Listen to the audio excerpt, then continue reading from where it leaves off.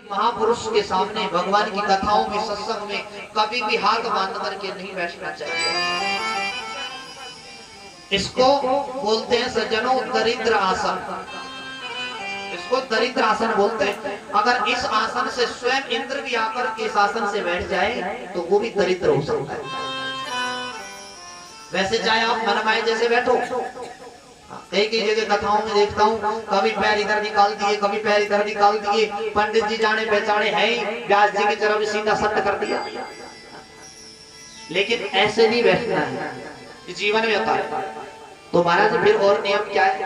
दूसरा नियम है भागवत कथा का कि वक्ता और श्रोता, सुबह बताया था ना आपको, 7 दिन तक केवल घी पीकर भागवत सुननी चाहिए।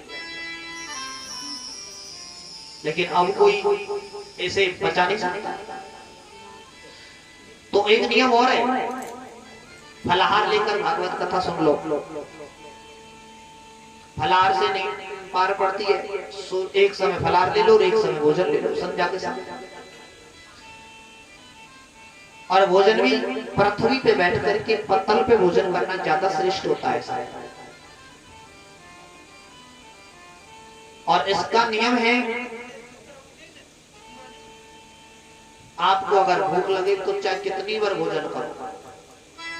भोजनम तो वरम मन्यये कथा श्रवण कारिकम नोपवासो वर प्रोक्तः कथा विगुण करो यदि। चाहे कितनी बार भोजन करो, भागवत में ये नहीं लिखा कि भूखा रहकर ही कथा सुननी चाहिए। भागवत में तो ये लिखा है फलाहार। क्यों? क्योंकि दुनिया में सबसे बड़ा नशा होता है अन्न के अंदर। अगर हम ज्यादा भोजन करते हैं और कथा में बैठते हैं तो अन्न का जब नशा होता है ना तो निद्रा देवी सताती है। इसलिए कम भोजन किया जाए। ये लिखा है अल्पाहार करो तो मन हमारा ज्यादा लगेगा। जैसे स्वास्थ्य अच्छा रहे वैसे ही करो, कथा में बिगड़ नहीं पड़े। सवेरे जल्दी उठना चाहिए, ये नियम है। आयोजक परिवार को तो मैं ये कहूंगा, आपको पूरे घर वालों को तो ये नियम जरूर लागू है आपके। जैसे हम रहेंगे वैसे नियमों का पालन करना है आपको। सवेरे सवेरे जल्दी उठो, 4:30 बजे सुबह सुबह खड़े हो जाओ। खड़े होकर के सबसे पहले स्नान ध्यान से निवृत्त होकर के कलश जो भरे हैं उन कलशों को सींचो। ये जरूरी नहीं है कि इस माता बहनी सोचे, आप भी सींच सकते हैं, हम भी सींच सकते हैं। कलश सींचो। जो कलश जल में पानी जिनमें कम है उनको जल से परिपूर्ण भरो। भागवत कथा में एक दिन अगर एक कलश भर दिया तो समझो सजनों, हमारे पितृ लोक में जितने भी पितृ हैं, उस पीढ़ी में जितने भी पितृ पड़े हैं ना पितृ लोक में, तो भी क्यों एक कलश जल का प्राप्त हो जाता है। इसलिए सुबह उठ करके जल प्रोक्षण करें, भागवत जी की परिक्रमा लगाओ। जैसे श्रद्धा हो परिक्रमा लगाओ। कई कई जगह देखा है कोई तुलसी दल से लगाते हैं, कोई फल से लगाते हैं। कभी कभार एकादशी का समय आता है लक्ष्मी से लगाते हैं। और एकादशी तो इसमें भी है, बहुत भाग की बात है। श्रावण के महीने में लक्ष्मी का मतलब, जैसे मान लो 11 परिक्रमा लगानी है तो 11 रुपए ले लिए। एक परिक्रमा मेरे लिए नहीं कह रहा हूँ, हाँ अपने पुण्य के लिए कह रहा हूँ। एक परिक्रमा लगाओ और भागवत जी को अर्पण कर दो, ठाकुर जी को तेरा तुझको अर्पण क्या लागे मेरा। दूसरी लगाओ फिर छोड़ो। एकादशी के दिन अगर जो डोंगरे जी महाराज ने कहा है लक्ष्मी से जो परिक्रमा लगाता है ना उसके घर में कभी लक्ष्मी की कमी नहीं आती। जैसी श्रद्धा हो वैसी परिक्रमा लगाएं यथाशक्ति। 108 परिक्रमा लगाओ, कलश सींचो। कथा में बैठने के बाद में केवल और केवल भगवत चर्चा, अपने देवताओं के पितरों के गीत वगैरह ये गाओ। संसार की बातें नहीं। संसार की बात करते करते तो जीवन बीत गया हमारा। 7 दिन मौका मिला है, भगवान का भजन करो। एक दूसरे से मिलते हैं तो मुझे पूछो कल तूने कितनी माला करी थी, तूने कितनी परिक्रमा लगाई। ये केवल और केवल चर्चा गोविंद की होनी चाहिए, तेरी मेरी नहीं। सुबह उठ करके माता बहनों को चाहिए अपने अपनी पत्नियों के चरणों में प्रणाम करें, सास ससुर के चरणों में प्रणाम करें। बड़े बुजुर्गों के चरणों में प्रणाम करने से 4 चीज मिलती हैं अपने आप, आयु, विद्या, यश और बल। इसलिए ये ज्ञान यज्ञ है मेरे सज्जनों, इस यज्ञ से बड़ा संसार में कोई यज्ञ नहीं। सनत कुमार जी ऐसे कह रहे थे, बोले नारद जी 7 दिन के अंदर ब्रह्मचर्य का पालन करें। हमारा जो गृहस्थ जीवन है, पति पत्नी को संयमित जीवन जीना चाहिए 7 दिन तक, और हो सके तो 7 दिन तक झूठ तो कतई नहीं बोले। वैसे जीवन में हमेशा ही अगर क्या गए हम तो ज्यादा बन जाए, लेकिन 7 दिन तो वो अति आवश्यक है। जैसे वो मन को गोविंद के चरणों में लगाए। और इतना सुनते ही सनत कुमारों ने वहां पर कीर्तन शुरू कर दिया। जब कीर्तन शुरू होने लगा, सूत जी कहते हैं सोनका दे ऋषियों, प्रहलाद स्थालधारी तरल गति तया चौद्विकांश धारी वीणाधारी सुर ऋषीश्वर कुशल तयरा करतार। सुंदर कीर्तन शुरू हो गया। प्रहलाद जी बड़ी सभा के बीच में, प्रहलाद जी ताली बजाने लग गए। उद्धव जी मोटे मोटे कांसा आते थे, पहले छोटे मंजीरा छोटे होते, मंजीरा से बड़े होते। कभी आप लोग वृंदावन में जाओ तो देखना आश्रम में बड़े बड़े बनते हैं। उद्धव जी कांसा बजाने लगे। देवराज इंद्र से भी रहा नहीं गया। आप सही समझना, जब कीर्तन होता है ना और जिसका लगन गोविंद से होती है ना, फिर रहा नहीं जाता। देवराज इंद्र आकर के स्वयं मृदंग बजाने लगे। सनत कुमार जी जय जयकार की ध्वनि लगा रहे थे। जितने भी संत लोग वहां पे विराजमान थे, चारों संत सब खड़े होकर के नाचने लगे। श्री राधा रमणी गिरिधारी गिरिधारी श्याम बनवारी।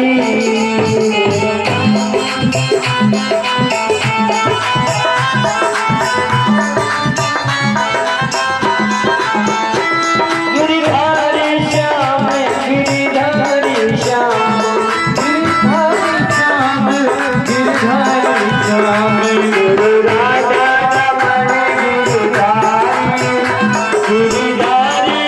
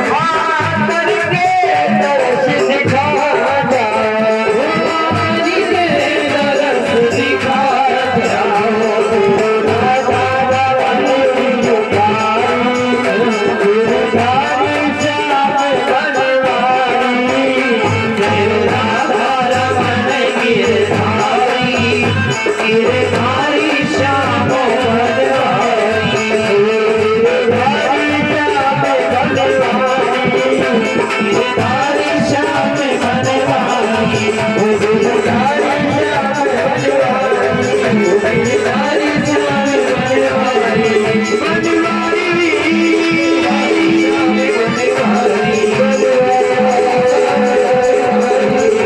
गिरधारी श्याम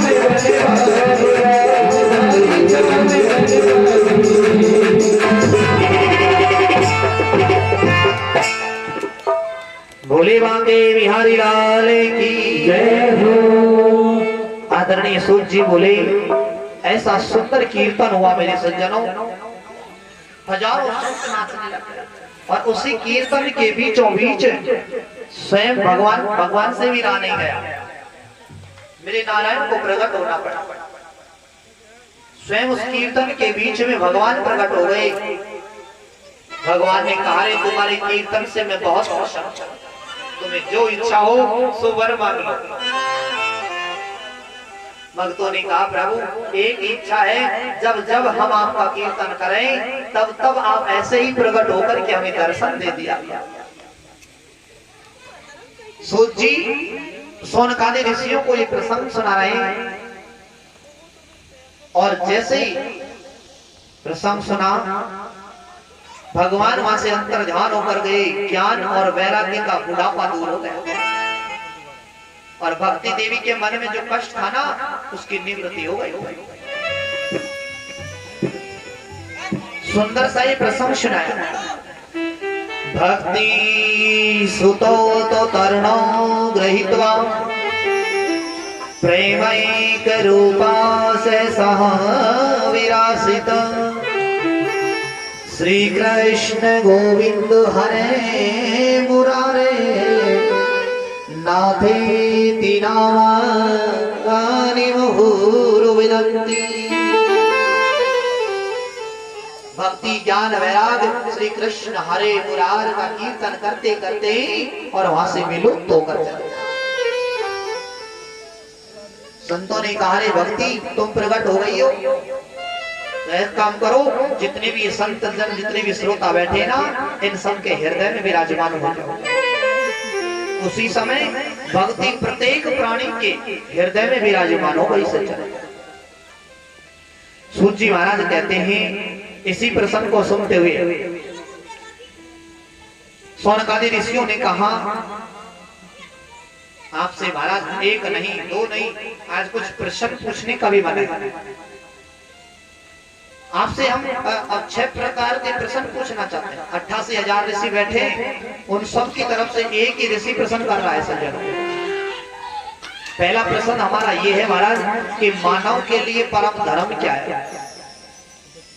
ये बताओ कि मनुष्य के लिए सबसे बड़ा धर्म क्या है? क्या सुबह 4 बजे उठकर परिक्रमा लगाना धर्म है? करोड़ों की संपत्ति दान करना धर्म है? दूसरा प्रश्न हमारा ये है महाराज कि हम लोग मंदिर में पूजा करने जाते हैं तो बड़ी विचित्र बात लगती है।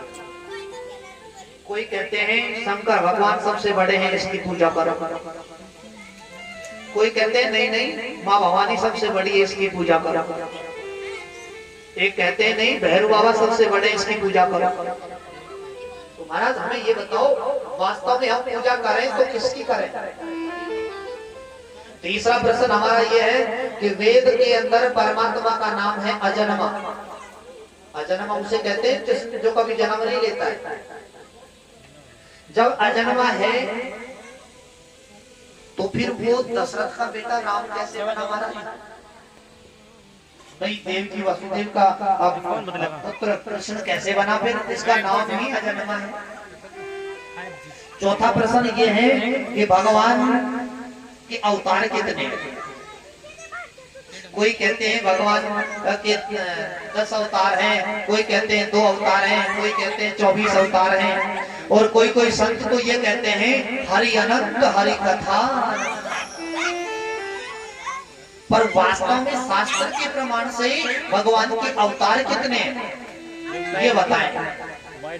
पांचवा प्रश्न हमारा ये है महाराज, वक्ता वो श्रेष्ठ नहीं होता जो छोटी सी बात को बड़ा चढ़ा करके कहे। वक्ता तो वो श्रेष्ठ होता है जो गागर में सागर भर के कहे।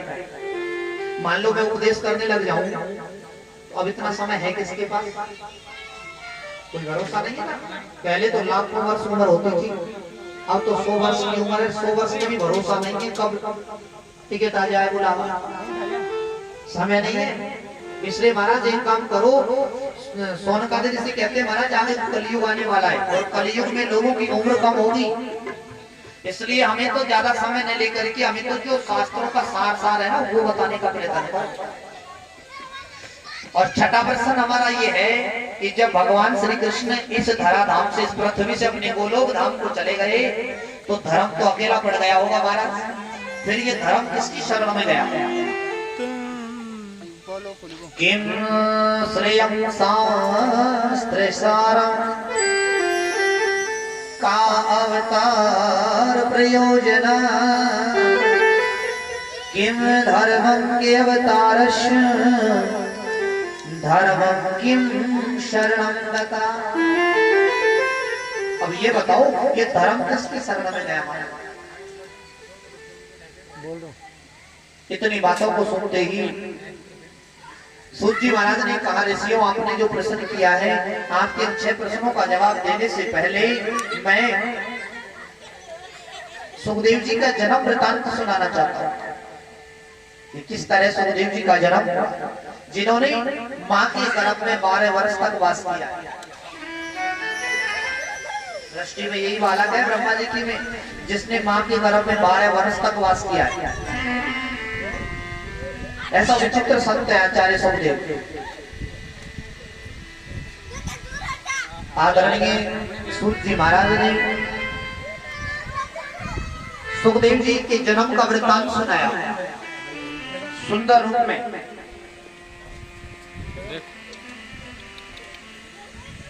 गोलोक खंड का प्रसंग है सज्जनों।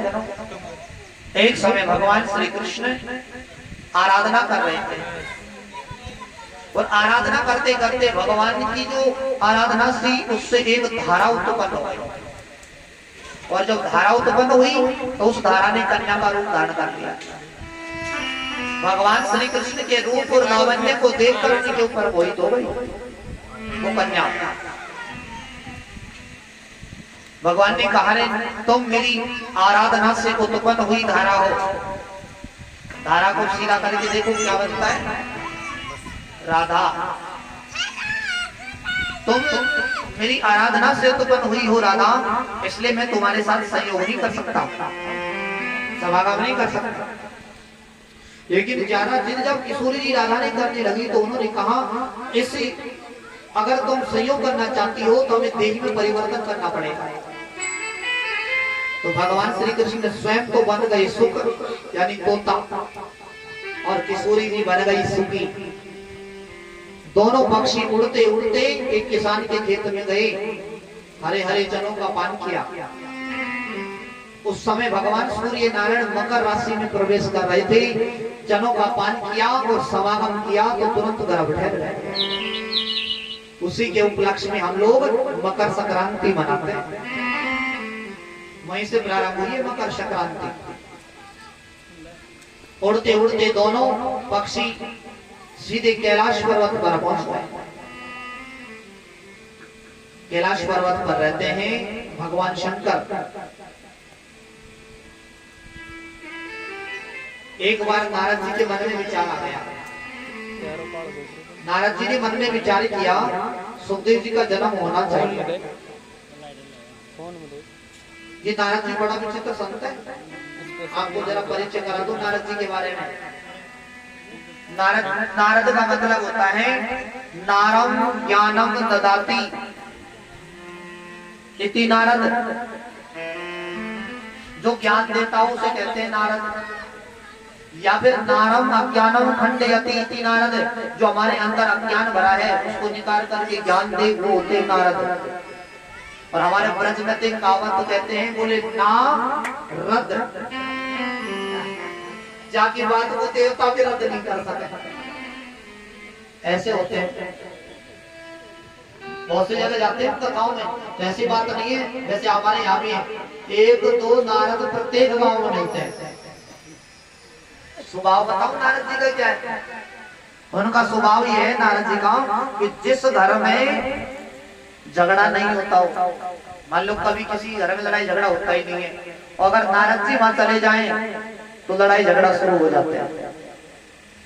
और जिस घर में रोज लड़ाई झगड़ा होते हो, और अगर वहां नारद जी चले जाएं तो हमेशा के लिए शांति हो जाती है।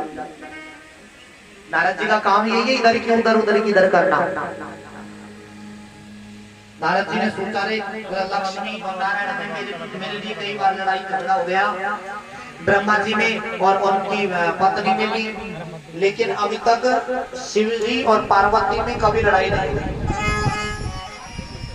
नारद जी सोचे ऐसा कोई नाटक करो जिसमें शिव जी और पार्वती जी में भी लड़ाई हो जाए। नारद जी जैसे ही कैलाश पर्वत पर आए, आश्रम में अकेली है माता पार्वती। बाहर एक गुफा है, उसमें बाहर शिव जी शंकर भगवान बैठे हुए। नारद जी ने जैसे प्रवेश किया, पार्वती जी ने देखा, ओहो पधारिए महाराज, आइए। सामने आसन बिछा दिया, सुंदर पात्र में लड्डू रख दिए, एक दूध का गिलास रख दिया, भोग लगाइए ना महाराज। जैसे ही नारद जी ने प्रसाद दें, माता पार्वती बोली, आजकल आपने महाराज कहीं आना जाना बंद कर दिया क्या? बहुत दिनों से आपको देखा नहीं गया। नारद जी बोले, देखो नारद लीला कर। नारद जी बोले, माता क्या बताओ, आजकल मैं कभी किसी के घर आना जाना बंद कर दिया, मैं जाता ही नहीं। पार्वती बोली, क्यों नारद? नारद जी बोले, क्या बताऊं माता, इन संसार के लोगों में बनावटी प्रेम रहता है। जो भी जिससे प्रेम करते हैं ना, वो केवल बनावटी प्रेम करते हैं।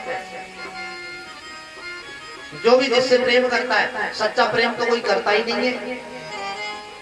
एक दूसरे से जब प्रेम करते हैं तो वो बनावटी प्रेम करते हैं।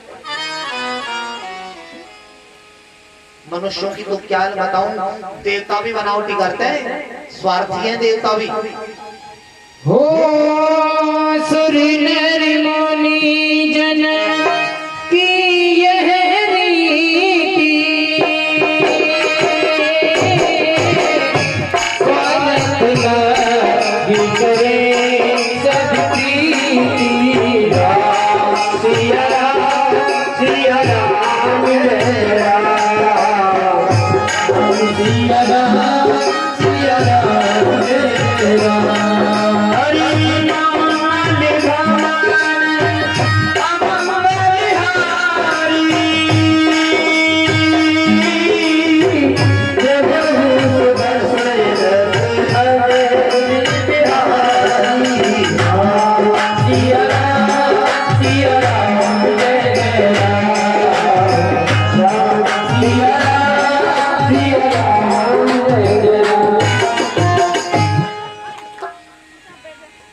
अरे जा सच्चा प्रेम नहीं हुआ, जाना किस बात से? नारद जी बोले, इसलिए मैंने आना जाना बंद कर दिया, मैं जाता ही नहीं। पार्वती बोली, देखो नारद जी, अब मैं तो और किसी की नहीं बता सकती, मैं तो अपनी बताती हूँ। हम दोनों में तो इतना प्रेम है, कोई भी बात। गुरु जी कान में मंत्र देते हैं ना, शास्त्र कहता है गोपनीयम गोपनीयम गोपनीयम, गुप्त रखो, किसी को बताना नहीं चाहिए। पर मेरे पति तो मुझसे इतना प्रेम करते हैं, सबसे पहले मुझको ही बताया। माला लेकर भजन करने जब बैठते हैं, आंख बंद करके, उसमें जो झांकी भगवान की दिखती है, मत बताना किसी को। लेकिन सुनो नारद जी, पार्वती जी कह रही है, सबसे पहले मुझे बताते हैं। मेरे पति तो मुझसे इतना प्रेम करते हैं। नारद जी बोले, ओहो अच्छी बात है माता जी, आपसे इतना प्रेम करते हैं, भगवान करे तुम्हारा प्रेम दिन दूना रात चौगुना बढ़े। और वास्तव में सही बात है भाई, जिससे प्रेम किया जाए, सच्चा प्रेम जिससे किया जाए, उससे फिर कोई बात छुपाने भी नहीं चाहिए। अच्छा माता, तो एक बात बताओ, आपसे इतना प्रेम करते हैं, एक बात तो जरूर बताई होगी आपको कि गले में जो मुंड माला लटका करके घूमते हैं, उस मुंड माला में किसके मुंड लगे हैं, ये बात आपको बताई क्या? पार्वती जी बोली, सुनो सुनो सुनो नारद जी, प्रेम तो मुझसे बहुत करते हैं, पर उस मुंड माला में किसके मुंड लगे आज तक नहीं बताई। नारद जी बोले तो माता जी तेरी क्या खाक प्रेम करते हैं? अच्छा माता जी अब मैं तो चलता हूँ, तुम जानो और तुम्हारा काम। बगल में से निकल करके जा रहे थे, वो आश्रम के बाहर भगवान शंकर बैठे थे। नारद जी ने इशारे में कहा, बोले बाबा जल्दी जाना, माता जी याद कर रही है। शंकर भगवान बोले जरूर, जिस जगह आपके चरण पड़ जाए वहां तो कल्याण ही होता है। माता पार्वती ने सोचा, रे हे भगवान, जिसको पति को मैं परमेश्वर मानती हूँ वो मुझसे कपट करते हैं। मुंड माला में किसके मुंड लगे आज तक नहीं बताई। सुंदर सुंदर वस्त्रों को उतार दिया, मलिन वस्त्र धारण करके को भवन में चली गई। पुराने जमाने का नियम होता था, पहले जब लोग दुकान बढ़वाते थे ना तो स्त्रियों को रूठने के लिए कमरा अलग बनता था, उस पे लिख देते थे कोप भवन। कोप भवन में चली गई तो फिर बेचारा पतिदेव मनवार करके मनाता था। और आजकल को भवन बनाते हम तो बेड़ा ही पार हो जाए। फिर शंकर भगवान ने आकर के देखा, रे देवी आप बड़ी उदास हैं, आपने क्या बात है देवी, उदास क्यों है? पार्वती जी ने कहा, बस बस बस बस रहने दीजिए, आप अंदर से भी काले और बाहर से भी काले। शंकर भगवान ने कहा, देवी अंदर का काला तो वो होता है जो कपट करता है, फिर तो मुझे कपटी कह रही हो? मैंने तो तुमसे कोई कपट किया ही नहीं। पार्वती ने कहा, 24 घंटे मुंडों की माला पहनते, इसमें किसके मुंड लगे? अगर मुझसे सच्चा प्रेम करते ना तो तुम मुझे जरूर बताते इसमें किसके मुंड लगे। ये बात बताई क्या तुमने आज तक? शंकर भगवान ने कहा, रे देवी, प्रेम से आंसू झलकाया, अरे देवी मैं तुमसे कितना प्रेम करता हूँ, इसका अगर कोई वास्तविक प्रमाण है ना तो ये मुंडमाला ही है। अरे मैं तो वैसे तो तुम जगदम्बा परम्बा हो, लेकिन तुम्हारे मरने के बाद भी मैं तुम्हारे मुंड को काट करके माला में पिरो लेता हूँ और तुम्हारे ही मुंड है, इन मुंडों को मैं गले में लटकाए हुए तुम्हारी याद में घूमता हूँ और तुम मुझे कपटी बता रही हो। मैं तो इतना प्रेम करता हूँ। पार्वती जी बोली, रे हे भगवान, फिर तो आप महाकपटी निकले। आपने ऐसी कौन सी दवाई, औषधि, अमृत कौन सा पिया है? आपका तो जन्म नहीं होता और मरण नहीं होता, और मुझे जन्म लेना पड़ता है, मरना पड़ता है। अगर सच्चा प्रेम तुम मुझसे करते ना तो वो अमृत मुझे भी जरूर पिलाते। आपने ऐसी कौन सी दवाई, भाई ऐसा कौन सा अमृत पिया है जो आपका कभी जन्म मरण नहीं होता?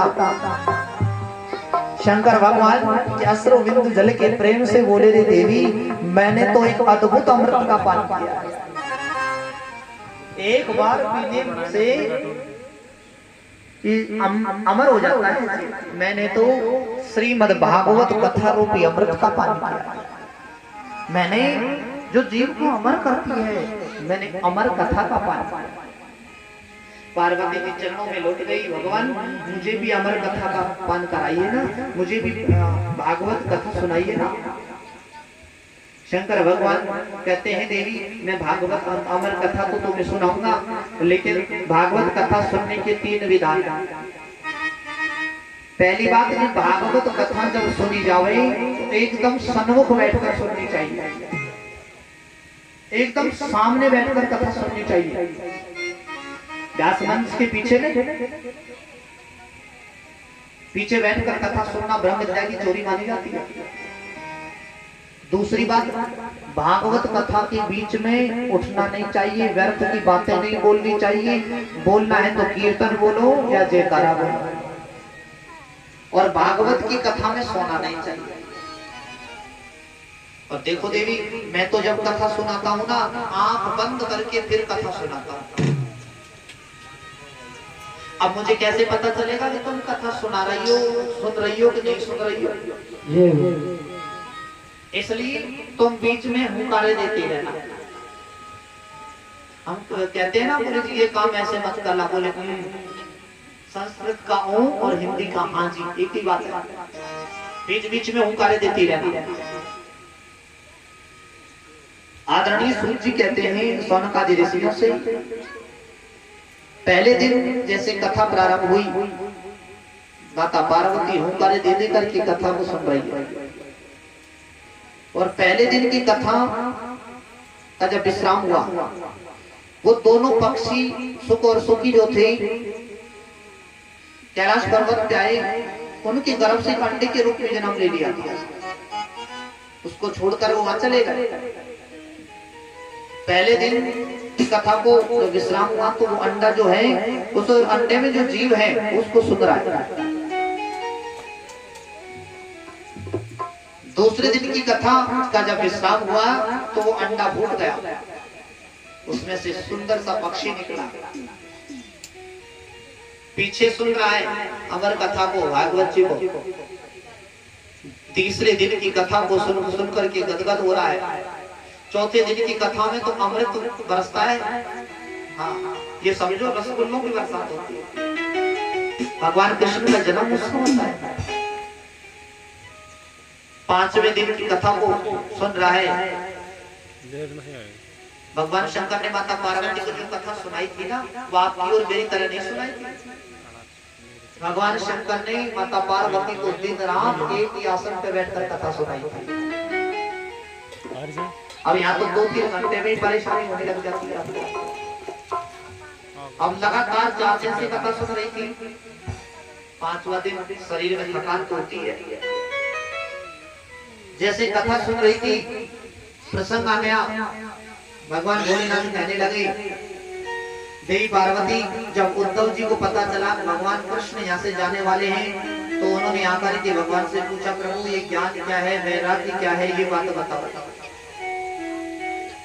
ज्ञान में जब प्रसंग आया सज्जनों, माता पार्वती को झपकी लग गया, नींद आ गई। पीछे वो सुख का बालक जो है, उसने सोचा रे माता जी तो सो गई, अब हुंकारे कौन देगा, अगर हुंकारे बंद हो गई तो कथा भी बंद हो जाएगी। सुख पक्षी जो है वो पीछे बैठा बैठा माता पार्वती के स्वर में ही हुंकारे देना शुरू कर दिया। और जब कथा ने विश्राम लिया, भगवान शंकर ने जोर से जयकारा लगा दिया, बोलिए कृष्ण कन्हैया लाल की जय हो। माता पार्वती की आंखें खुल गई। हाँ तो स्वामी, फिर आगे भगवान ने उद्धव से क्या कहा, बोले देवी उद्धव से क्या कहा, मतलब कथा तो पूरी हो गई। बोले महाराज पूरी कहाँ हो गई, मैं तो सो गई थी। तो फिर ये हुंकारे कौन दे रहा था? पीछे मुड़ करके देखा, नन्हा सा सुख का बालक उस कथा को सुन रहा है। भगवान शंकर ने कहा इसने कथा सुनी, मुझे आपत्ति नहीं है, लेकिन इसने पीछे बैठ करके ब्रह्म विद्या की चोरी करी है, मैं इसे जीवित नहीं छोड़ूंगा। मारने को तैयार हो गए, धनुष हाथ में ले लिया, आगे आगे उस सुख का बालक उड़ता हुआ जा रहा है, पीछे से भगवान भोलेनाथ। इतना अंदाजा लगाओ, जिसने अमर कथा सुन ली वो तो अमर हो गया, लेकिन नाम क्या है? भोलेनाथ। जिनका नाम ही भोलेनाथ, उनकी ज्ञान नहीं हुआ, अमर कथा सुन ली अमर हो गया, ऐसे कोई मार ही नहीं सकता। आदरणीय सूत जी कहते हैं, जैसे ही वो पक्षी आगे आगे उड़ता हुआ जा रहा है, तो कैलाश पर्वत से नीचे की ओर आप आओगे तो वहां पड़ता है सज्जनों बद्रीनाथ धाम। कभी आप 4 धाम गए हो? बद्रीनाथ धाम से 30 किलोमीटर नीचे एक गांव है जिसका नाम है माना गांव, आज भी है। उसमें वेद व्यास जी की एक सुंदर सी पर्णकुटी है जिसका नाम है साम्याप्रास कुटिया, और इनकी पत्नी जिनका नाम है बीटका देवी। ये बीटका देवी जो है जावालिक ऋषि की कन्या थी, तो वेद व्यास जी को गए थे। एक दिन पति से बोली, बुढ़ापा आ गया, बेटा तो हुआ ही नहीं। वेद व्यास जी ने कहा रे, सब कल्याण करेंगे, भगवान का ध्यान करो, चिंता मत करो। और अपनी कुटिया के बाहर खड़ी होकर के अपने केसों को बुआर रही थी।